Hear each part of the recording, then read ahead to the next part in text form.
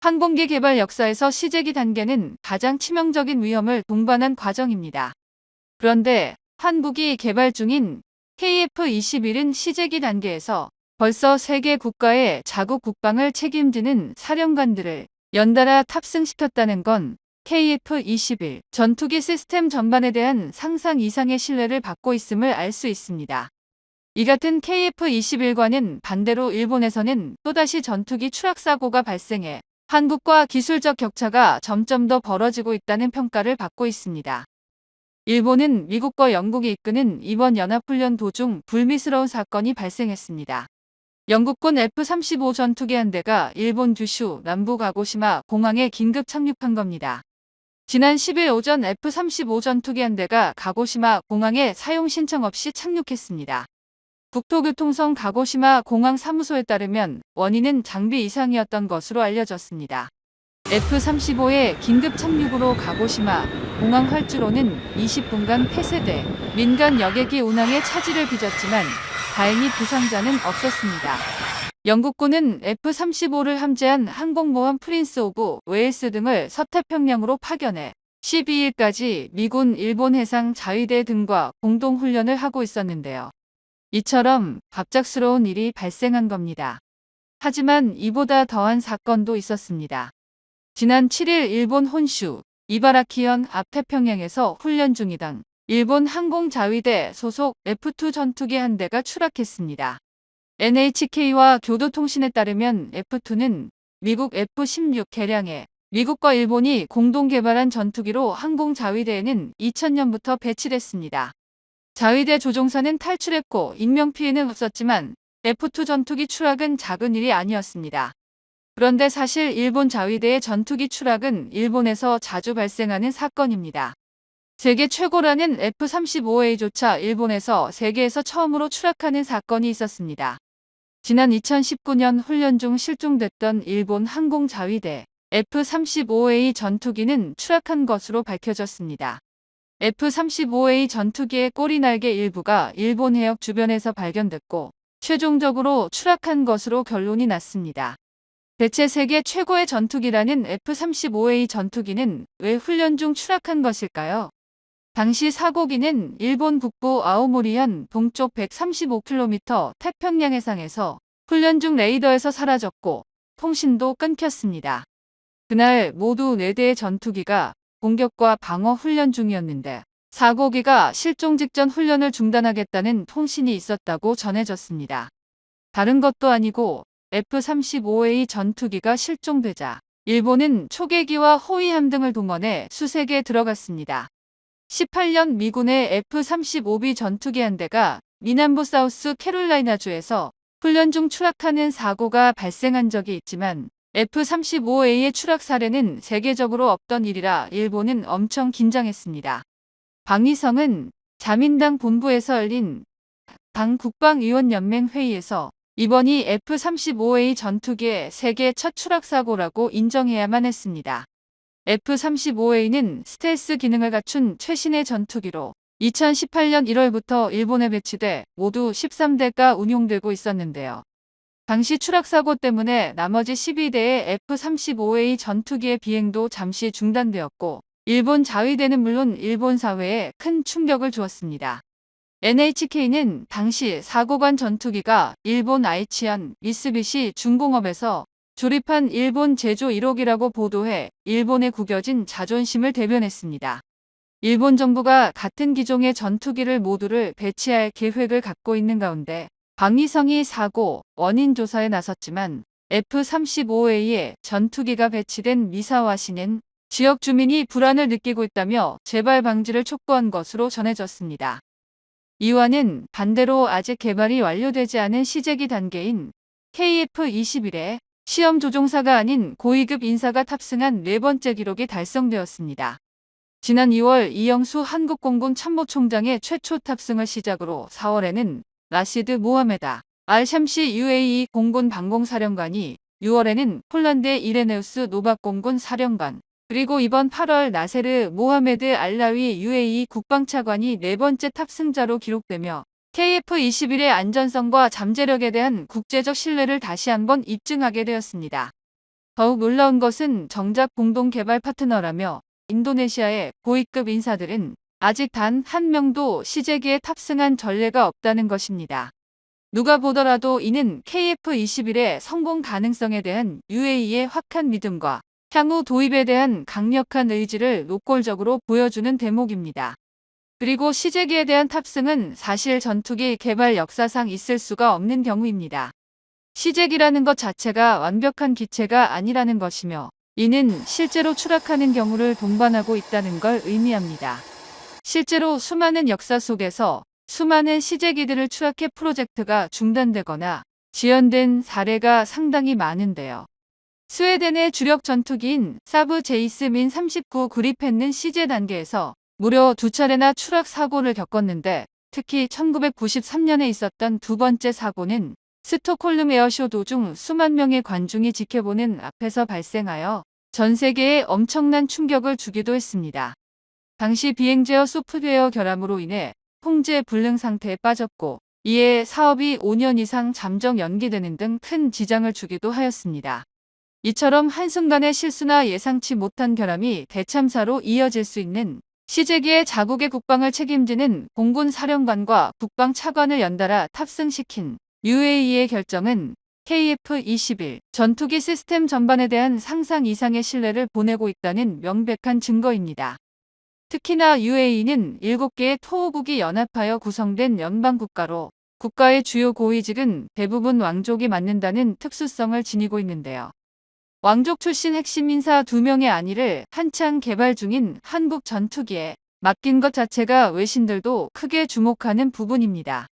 만약 이 과정에서 단 하나라도 잘못되어 KF-21 시제기가 추락하는 사고가 발생했다면 그 파장은 상상을 초월했을 것입니다. 이는 단순히 한 국가의 국방과 외교 문제를 넘어 양국 관계를 파국으로 몰아넣고 국가 전체를 뒤흔드는 수준일 겁니다. 미국의 유력 시사주간지 뉴스위크는 UAE가 미국의 최첨단 F-35 스텔스 전투기 획득 계획을 사실상 취소한 후 한국의 가장 진보된 전투기인 KF-21을 유력한 대안으로 출시하고 있다고 명시적으로 보도했습니다. UAE가 F-35의 까다로운 제한 조건과 가자지구 사태에서 보여준 미국의 이스라엘 편향적 외교 정책에 대한 불만이 커지면서 미국 무기 체계에 대한 대안을 적극적으로 저울질하고 있고 이러한 지정학적 변화 속에서 아랍 국가들은 한국과 같은 새로운 공급처로 눈을 돌리고 있으며 그 중심에 한국의 KF-21이 있음을 확신한다고 전했습니다. 그렇게 생각할 수밖에 없는 것이 실무 책임자인 사령관과 행정 책임자인 차관을 모두 한국으로 보내 KF-21에 전부 탑승시켰으니 외신들은 더욱더 UAE의 KF-21 도입을 확실시하고 있는 것입니다. KF-21은 F-35보다 아직 스텔스 성능이 다소 부족할 수 있지만 훨씬 저렴한 획득 비용과 운영 유지비, 간소화된 정비 절차 그리고 무엇보다 미국의 무기 수출 통제법 같은 까다로운 수출 제한에서 자유롭다는 점이 이를 상쇄하고도 남습니다. 이는 곧 완전한 작전의 독립성을 추구하는 국가들에게 KF-21이 매우 매력적인 선택지가 될 수 있음을 시사합니다. 현재 전통적인 우방국들조차 더 이상 미국을 100% 신뢰하지 못하는 분위기가 확산되고 있습니다. 캐나다에서는 미국으로부터 F-35를 구매하더라도 향후 미국의 정책 변화에 따라 수리용 부품 공급이나 소프트웨어 업데이트가 중단될 수 있다는 우려가 증폭되고 있고 심지어 미국이 유사시 원격 조작을 통해 전투기 시스템의 핵심 기능을 정지시켜버리는 킬스위치 기능을 F-35에 심어둔 정황까지 포착되면서 불이 나게 F-35 대안찾기에 나선 상태입니다. 또한 호주 역시 미국 영국과의 안보동맹인 오커스를 통해 확보를 했던 버지니아급 핵잠수함 도입 계약이 사실상 무산될 위기에 처해 완전 낙동강 오리알이 되었는데요.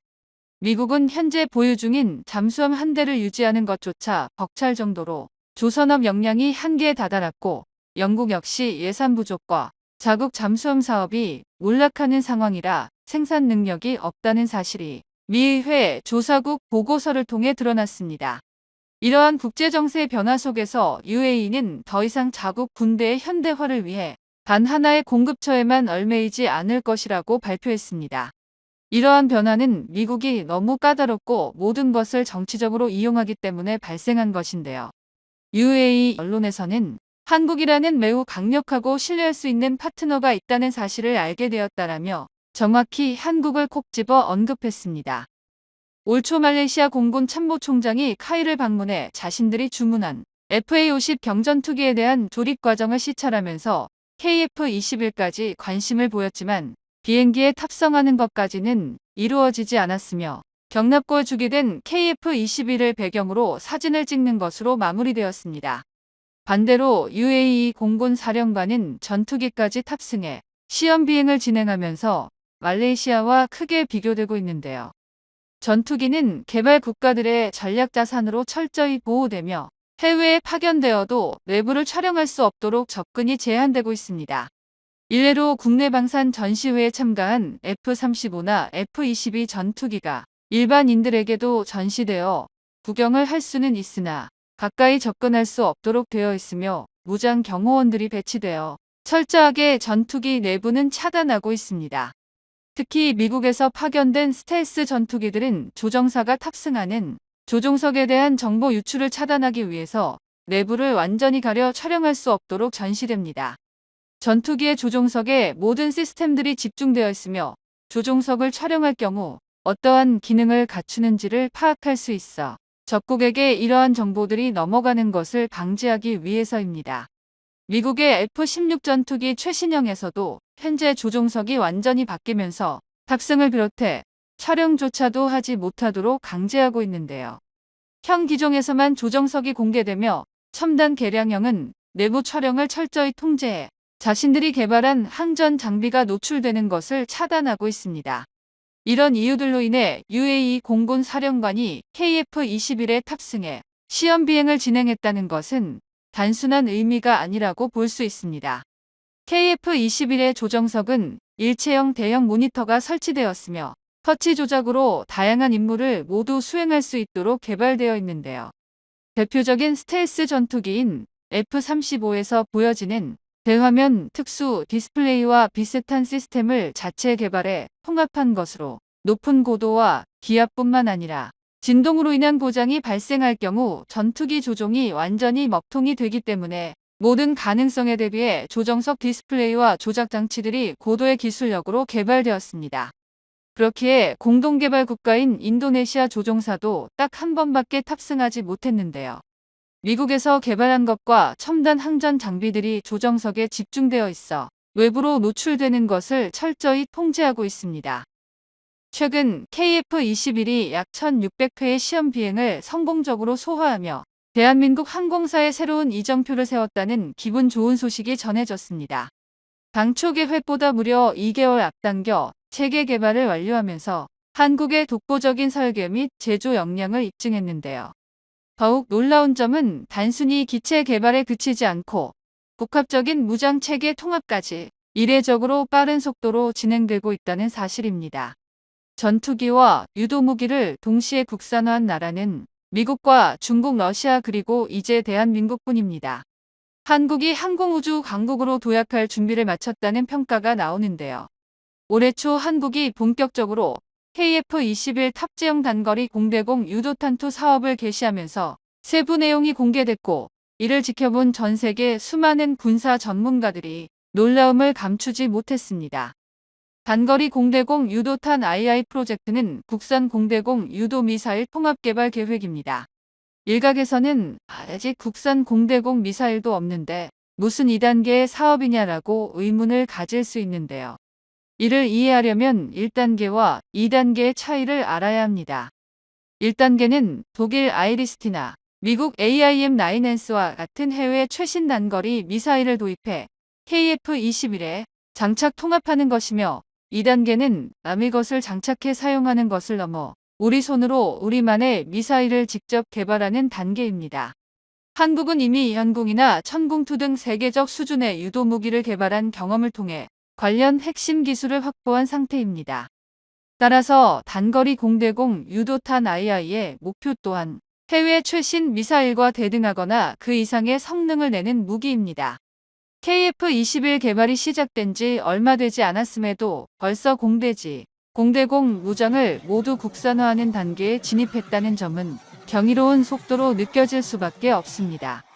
전 세계적으로도 이런 사례는 거의 없으며 보통 자국산 유도무기 체계를 완성하는 데만 수십 년이 걸리기도 합니다. 특히 항공기를 자체 개발하는 국가들조차 여러 종류의 자국산 공대공 미사일을 전투기에 완전히 통합한 사례는 극히 드문데요. 전투기 무장 국산화가 어려운 이유는 단순히 미사일만 잘 만든다고 해결되는 문제가 아니기 때문입니다. 전투기의 두뇌인 임무 컴퓨터와 미사일을 연결하는 소프트웨어, 소스 코드를 완전히 장악해야 하기 때문입니다.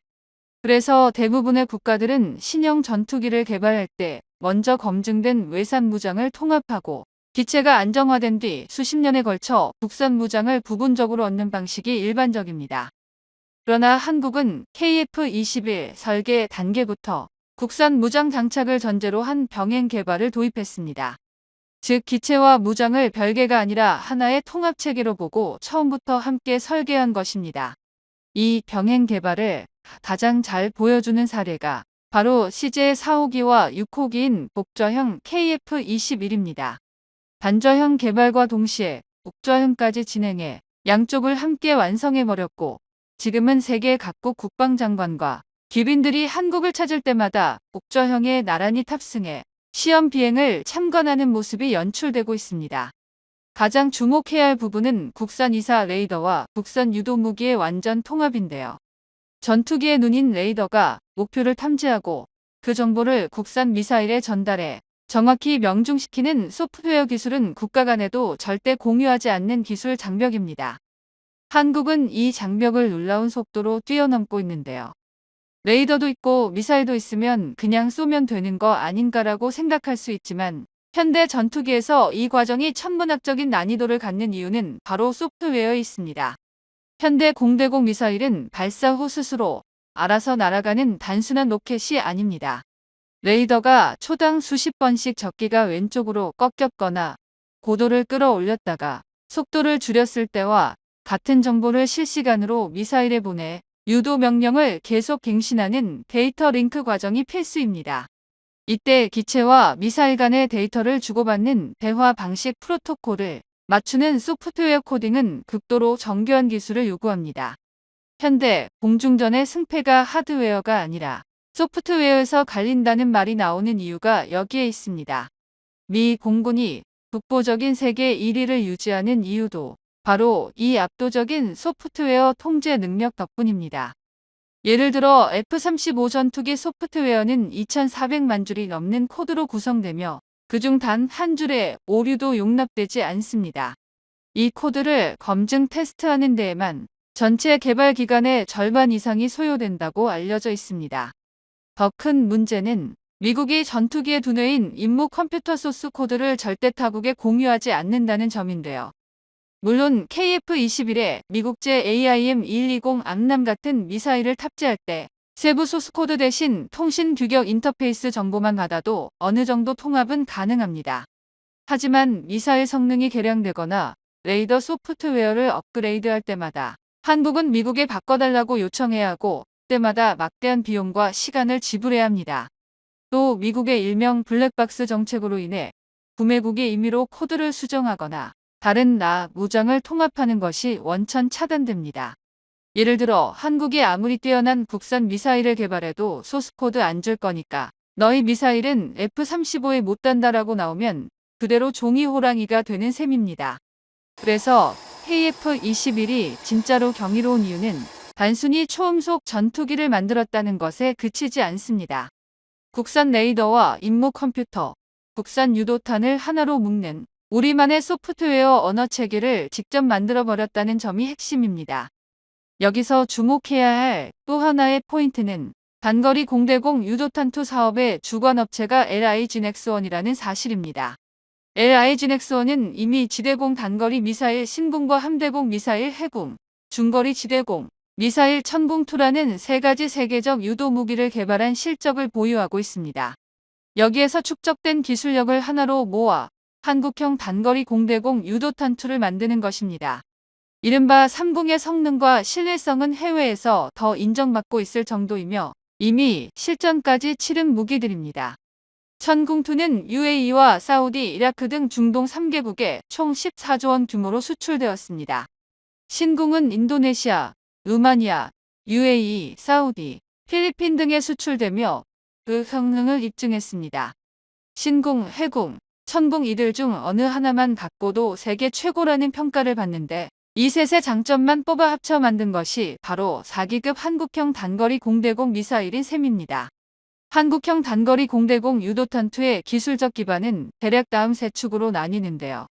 신궁에서 가져온 고성능 IR 영상 탐색기 기술, 해궁에서 가져온 극단적 기동성을 가능케 하는 공력 설계, 천궁2에서 가져온 최첨단 유도 조종 데이터 링크 알고리즘입니다. 먼저 한국 공대공 미사일의 눈 역할을 할 기초 기술은 맨페즈 계열 지대공 미사일 신궁에서 가져옵니다. 신궁은 개발 당시 적 항공기 엔진에서 나오는 열을 추적하는 적외선 탐색기를 완전히 국산화했습니다. 이후 더 정교한 영상 처리 방식으로 발전하여 현재는 눈에 해당하는 고해상도 적외선 영상 시커로 업그레이드 되었습니다. 이 차이는 해외 단거리 공대공 미사일과 비교하면 더욱 분명해집니다. 예를 들어 미국 AIM-9 사이드와인더는 아직도 단순한 핫스팟을 쫓는 구형 방식입니다. 만약 적기가 고온의 플레어를 대량으로 뿌리면 미사일 탐색기는 실제 엔진보다 더 뜨거운 플레어에 속아 목표를 놓치는 경우가 적지 않습니다. 실제로 2017년 시리아 상공에서 미군 F-15가 발사한 최신형 AIM-9X가 시리아군 수호이 22가 살포한 플레어에 기만당해 빗나간 사례가 보고된 바 있습니다. 반면 한국형 단거리 공대공 유도탄2는 신궁에서 검증된 이중 대역 파장 구분 시커를 사용합니다. 이는 단순히 열만 보는 것이 아니라 파장의 차이를 분석해 진짜 엔진과 가짜 플레어를 지능적으로 구분해내는 방식입니다. 두 번째 기술축은 명품 함대공 미사일 해궁에서 가져옵니다. 바로 미사일의 기동성을 획기적으로 높여주는 공력 설계입니다. 하지만 한국은 이미 세계 정상급으로 검증된 3공 데이터와 노하우를 한 번에 쏟아부어 단거리 공대공 미사일을 만드는 구조입니다. 전문가들이 특히 놀라는 지점은 우리가 사용하는 신궁, 해궁, 천궁2가 이미 한국군에 실전 배치되어 10년 가까이 운용 검증된 무기들이라는 사실입니다. 국내외에서 쌓인 대규모 수출 실적 덕분에 안정적인 부품, 소재 공급망과 규모의 경제까지 확보된 상태입니다. 따라서 한국형 단거리 공대공 미사일 역시 양산단가, 유지비 측면에서 유리한 조건을 갖춘 채 출발할 수 있습니다.